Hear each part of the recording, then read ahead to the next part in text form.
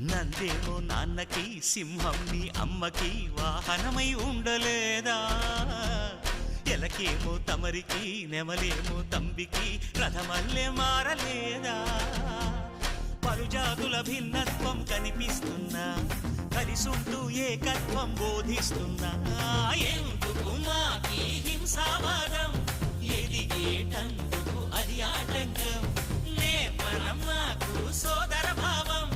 మార్పులు మాలో కలిగేలా ఇవ్వు భరోసా